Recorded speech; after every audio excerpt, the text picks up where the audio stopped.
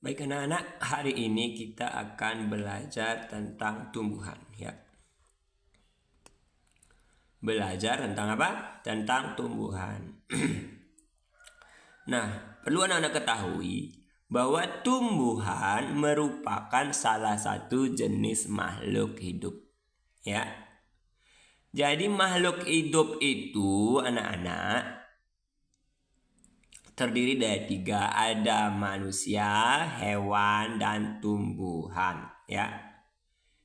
Selain makhluk hidup juga ada yang namanya benda mati ya. Benda mati itu kayak apa? Batu ya, kemudian kerikil. Nah sekarang mengapa tumbuhan itu tergolong dalam makhluk hidup? Ya karena tumbuhan itu memiliki ciri-ciri yang sama dengan ciri-ciri makhluk hidup. Nah, contohnya makhluk hidup memerlukan makanan. Tumbuhan pula juga memerlukan makanan. Dengan cara apa? Dengan cara menyerap nutrisi dari dalam tanah. Selain itu, tumbuhan juga dapat membuat makanannya sendiri. Ya, dapat membuat makanannya sendiri sehingga tumbuhan disebut dengan produsen. Apa? Produsen. Ya, jadi tumbuhan bisa membuat makanan sendiri sehingga disebut dengan produsen. Ya, disebut dengan produsen.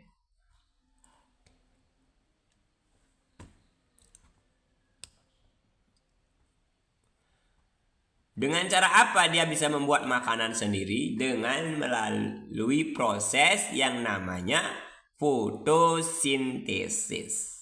Ya, fotosintesis. Apa itu proses fotosintesis? Proses fotosintesis artinya suatu proses di mana tumbuhan mampu mengubah karbon dioksida ya, air dengan bantuan cahaya matahari dan klorofil sehingga membentuk apa? Gula dan oksigen. Nah, itu adalah suatu proses fotosintesis yang nanti Bapak akan bahas selanjutnya. Kemudian ciri-ciri makhluk hidup berkembang biak. Tumbuhan juga berkembang biak. Ya. Perkembangbiakan tumbuhan itu ada 2, anak-anak. Secara generatif dan ada juga secara vegetatif. Secara apa? Generatif dan juga ada vegetatif. Generatif itu perkembangbiakan tumbuhan melalui perkawinan. Ya, melalui kawin dia. Jadi dengan proses perkawinan itu terjadi pada bunga. Ya, yang dikenal dengan penyerbukan. Penyerbukan itu adalah jatuhnya serbuk sari pada kepala putik. Jadi penyerbukan itu apa? Jatuhnya serbuk sari pada kepala putik. Ya. Seperti itu. Benang sari itu adalah alat kelamin jantan pada bunga, sedangkan putik itu adalah alat kelamin betina pada bunga. Kemudian juga tumbuhan dapat berkembang biak dengan cara vegetatif. Vegetatif itu artinya tanpa perkawinan. Contohnya ada cangkok, ada setek, ya. Kemudian ada akar tinggal, ada tunas, dan sebagainya. Kemudian Tumbuh itu artinya bertambah besar dan tinggi. Itu ciri makhluk hidup. Tumbuhan juga tumbuh. Kalau kita perhatikan, ya dari baru kita menanam biji, kemudian muncul kecambah, kemudian makin besar, dan makin besar. Nah, itu disebut dengan proses tumbuh. Nah, tadi kita sudah membahas bahwa bagaimana tumbuhan itu makan. Tumbuhan disebut dengan produsen. Ya. Produsen artinya bisa membuat makanannya sendiri. Ya. Jadi kalau tumbuhan mau makan itu dia tidak harus memakan organisme lain, tidak perlu. Karena dia bisa membuat makanan sendiri. Melalui bagaimana caranya? Dengan melakukan proses fotosintesis. Ya, proses fotosintesis. Nah, bagaimana proses fotosintesis itu? Nah, ada 4 bahan yang diperlukan dalam proses fotosintesis. Ada karbon dioksida, ada air, cahaya matahari, dan klorofil. Kemudian dari fotosintesis itu menghasilkan gula dan oksigen. Gula ini yang dihasilkan ini akan diedarkan ke seluruh tubuh. Ya, akan diedarkan seluruh tubuh. Dan oksigen yang dihasilkan oleh tumbuhan ya akan digunakan oleh makhluk hidup. Untuk apa? Untuk proses bernafas. Sekarang apa itu pernapasan? Pernapasan itu adalah masuknya oksigen dalam tubuh makhluk hidup, kemudian keluarnya karbon dioksida pada tubuh makhluk hidup. Jadi oksigen itu diserap oleh hewan dan manusia. Kemudian hewan dan manusia bernafas mengeluarkan karbon dioksida. Karbon dioksida itu digunakan oleh tumbuhan untuk proses fotosintesis. Jadi tumbuhan dan hewan dan manusia itu saling membutuhkan. Ya. Manusia butuh oksigen untuk bernafas, kemudian tumbuhan butuh karbon dioksida untuk apa? Proses fotosintesis. Jadi begitu cara tumbuhan membuat makanannya sendiri. Pak, apakah binatang bisa fotosintesis? Tidak. Karena binatang tidak memiliki klorofil. Ya. Sedangkan tumbuhan memiliki klorofil. Jadi hewan itu nggak bisa berfotosintesis. Sapi, kambing itu dia tidak bisa berfotosintesis. Ya. Dia memerlukan binatang lain atau tumbuhan untuk memperoleh energi. Karena apa? Tujuan makan itu kan memperoleh energi. Jadi kalau binatang sapi memperoleh energi dengan makan makhluk hidup lain seperti tumbuhan. Kalau singa makan untuk memperoleh energi dengan cara makan binatang lain. Nah, itulah proses fotosintesis.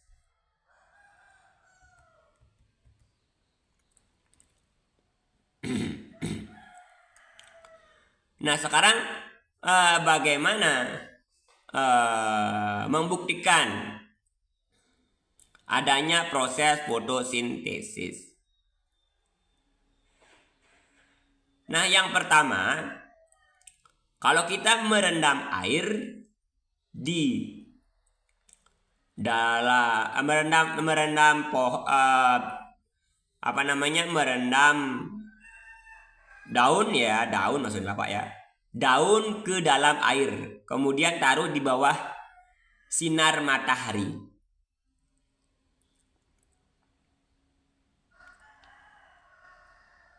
Maka apa yang akan terjadi?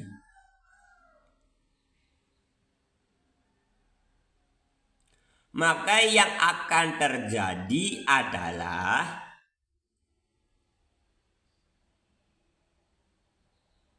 terjadinya gelembung-gelembung. Itulah gelembung-gelembung oksigen. Ya. Biasanya juga dalam percobaan itu digunakan pohon hidrilea.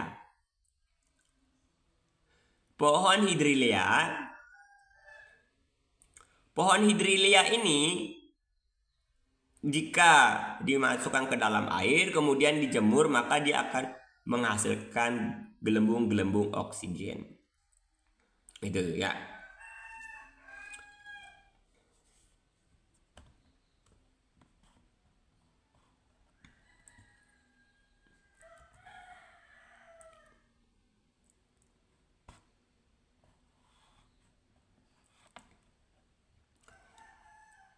Bagaimana proses fotosintesis terjadi?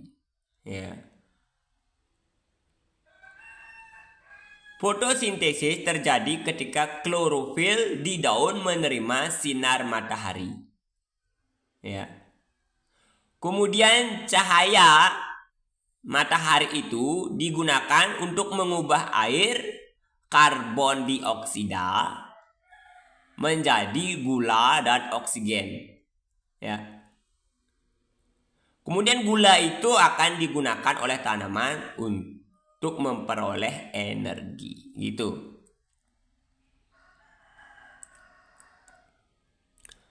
Bagaimana hubungan tumbuhan hewan dalam proses fotosintesis? Hewan dan tumbuhan ini saling membutuhkan, ya. Hewan itu membutuhkan oksigen dalam proses bernafas. Dalam proses bernafas, hewan itu menghasilkan yang namanya oksigen, karbon dioksida. Ya. Dalam proses bernafas, hewan menghasilkan karbon dioksida. Kemudian karbon dioksida itu digunakan tumbuhan dalam proses fotosintesis. Jadi mereka saling membutuhkan. Tumbuhan mengeluarkan oksigen, kemudian oksigennya diserap oleh hewan dan manusia, kemudian hewan dan manusia mengeluarkan karbon dioksida, kemudian diserap oleh tumbuhan. Ya. Nah, sehingga kalau tidak ada tumbuhan, berarti oksigen tidak ada, berarti semua hewan manusia akan mati kalau tidak ada tumbuhan. Makanya kita perlu menjaga kelestarian tumbuhan. Ya. Sekarang bagian-bagian tumbuhan, ya. Nah, sekarang bagian-bagian tumbuhan. Bagian-bagian tumbuhan itu terdiri dari akar, batang, daun, buah, dan biji. Apa? Coba sebutkan. Akar, batang, daun, buah, dan biji. Akar. Apakah fungsi dari akar? Akar berfungsi untuk memperkokoh tanaman. Ya. Kalau kita lihat, kalau kecil akarnya ya mudah kita cabut, ya kan. Tetapi kalau akarnya besar sekali ke dalam, masuk ke dalam tanah, apakah bisa kita cabut? Tidak bisa kita cabut. Karena fungsi akar itu memperkokoh tanaman, karena sudah kokoh dia. Kemudian fungsi akar juga menyerap nutrisi dari dalam tanah. Ya, untuk disalurkan ke batang. Kemudian apa saja jenis-jenis akar? Jenis akar itu ada dua. Ada akar serabut dan akar tunggang. Ya. Nah, bagaimana cara kita tahu bahwa mereka berakar serabut atau berakar tunggang? Cara mudah kita mengetahui adalah dengan melihat batangnya. Kalau batangnya tidak bercabang, ya, kayak pohon kelapa, itu pasti dia berakar serabut. Kalau batangnya memiliki cabang, itu berarti dia berakar tunggang. Berakar apa? Berakar tunggang. Nah, itu cara membedakan apakah tumbuhan itu berakar serabut ataupun berakar tunggang. Mana lebih kuat akaran serabut apa tunggang? Tunggang. Mengapa? Karena dia memiliki akar utama yang masuk ke dalam tanah. Itu. Selain itu, tumbuhan juga ada yang menyimpan cadangan makanan pada akar. Nah, pada akar. Contohnya apa? Contohnya adalah wortel, ubi jalar, singkong. Itu tanaman-tanaman yang menyimpan cadangan makanan pada akar. Kemudian ada batang. Batang itu berfungsi untuk memperkokoh tanaman. Itu. Kemudian selain memperkokoh tanaman, batang juga berfungsi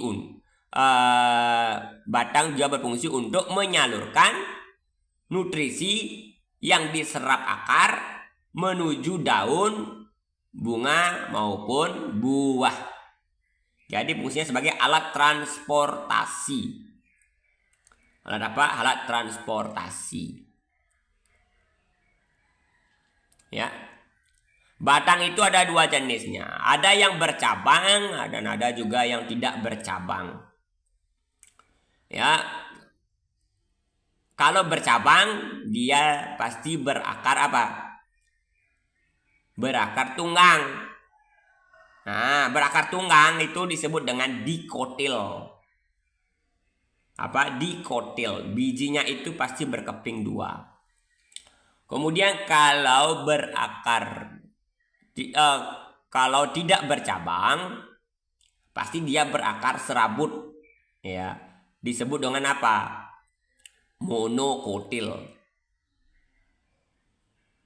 Ya, monokotil. Kemudian daun. Apa fungsi daun? Fungsi daun adalah sebagai alat fotosintesis. Nah, fungsi daun tempat terjadinya proses fotosintesis. Daun berwarna hijau karena apa? Karena mengandung klorofil. Mengandung apa? Mengandung klorofil. Nah, sebagai tempat berfotosintesis. Makanya anak-anak, kalau anak-anak menaruh tumbuhan di luar dan ditaruh di dalam kamar yang tidak ada matahari, maka akan terjadi perbedaan. Perbedaannya apa? Tumbuhan yang ada di luar akan mati. Sedangkan yang ada di dalam, akan tetap hidup. Akan mati. Yang ada di luar akan mati, akan hidup, ya. Kemudian yang di dalam mati dia. Itu ya. Yang benar apa? Tumbuhan yang ada di luar dia akan tetap hidup. Sedangkan yang ada di dalam ruangan itu dia akan mati. Mengapa? Karena tumbuhan yang ada di dalam ruangan itu tidak mampu berfotosintesis. Sehingga dia tidak memiliki energi. Ya kan? Orang nggak bisa berfotosintesis, gimana dapat energi? Ya kan? Gimana dapat glukosa, gula? Tidak bisa. Sehingga dia mati kalau taruh di dalam ruangan. Gitu. Kemudian bunga. Bunga berfungsi sebagai alat perkembangbiakan. Nah, bagian-bagian bunga ada kelopak namanya. kelopak itu berfungsi untuk melindungi bunga saat kuncup. Ya. Kemudian ada yang namanya mahkota. Mahkota itu berfungsi untuk menarik serangga atau hewan-hewan lainnya untuk membantu proses penyerbukan. Kemudian ada benang sari. Benang sari itu merupakan alat kelamin Alat kelamin jantan. Ada juga putik. Putik itu merupakan alat kelamin betina. Sehingga dengan bantuan serangga atau hewan, benang sari ini, serbuk sari ini akan jatuh pada kepala putik. Sehingga terjadi proses penyerbukan. Proses penyerbukan itu apa? Jatuhnya serbuk sari pada kepala putik. Kemudian barulah terjadi proses perkawinan. Proses perkawinan adalah proses bertemunya sel kelamin jantan dengan sel kelamin betina. Karena di dalam serbuk sari itu ada sel kelamin jantan dan di dalam putik itu juga ada sel kelamin betina. Seperti itu, sehingga terjadi proses perkawinan. Ya. Apa saja bentuk bunga? Bentuk bunga itu ada dua. Ada bunga sempurna, ada bunga tidak sempurna. Apa bedanya? Kalau bunga sempurna, dalam satu bunga itu ada alat kelamin jantan dan ada alat kelamin betina. Ya. Jadi alat kelamin jantan dan alat kelamin betina itu dalam satu bunga. Tetapi kalau bunga tidak sempurna,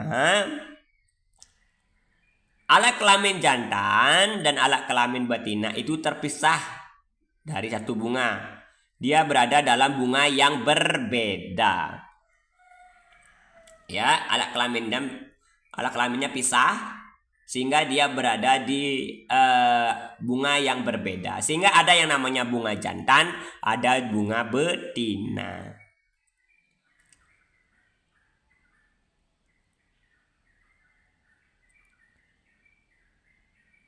Itu ya. Kemudian biji.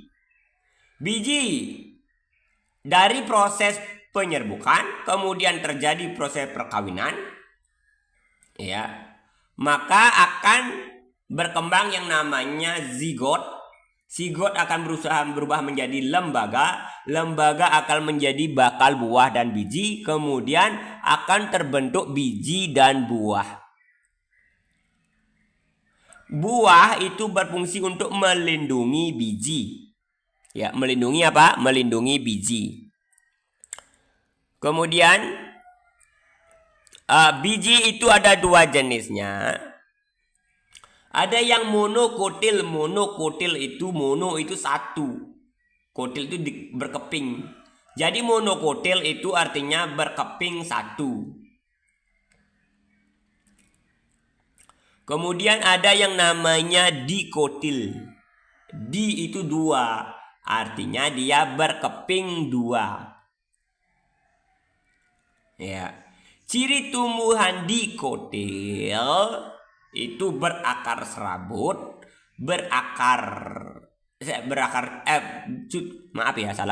Ciri tumbuhan dikotil itu adalah berakar tunggang, batang bercabang, daun menyirip, ya.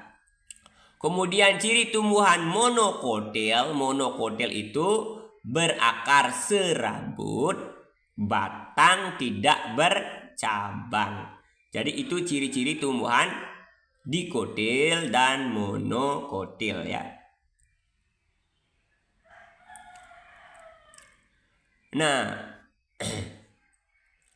sekarang bagaimana keunikan tumbuhan? Kalau tumbuhan berfotosintesis, tapi ada juga tumbuhan yang tidak berfotosintesis, yaitu bunga Rafflesia arnoldii. Terus bagaimana dia memperoleh makanan? Dengan menumpang pada tumbuhan lain. Nah itu. Kemudian anak-anak, ada juga hewan yang membantu proses penyerbukan. Burung ya, ada burung membantu proses penyerbukan namanya burung kolibiri. Burung apa? Burung kolibiri. Burung kolibiri. Kemudian ada juga tumbuhan anak-anak yang memakan serangga. Ya, ada sehingga disebut dengan tumbuhan karnivora, yaitu adalah Venus flytrap dan kantong semar. Itu anak-anak. Jadi seperti itu dulu tentang konsep pelajaran IPA. Oke, terima kasih. Sampai jumpa.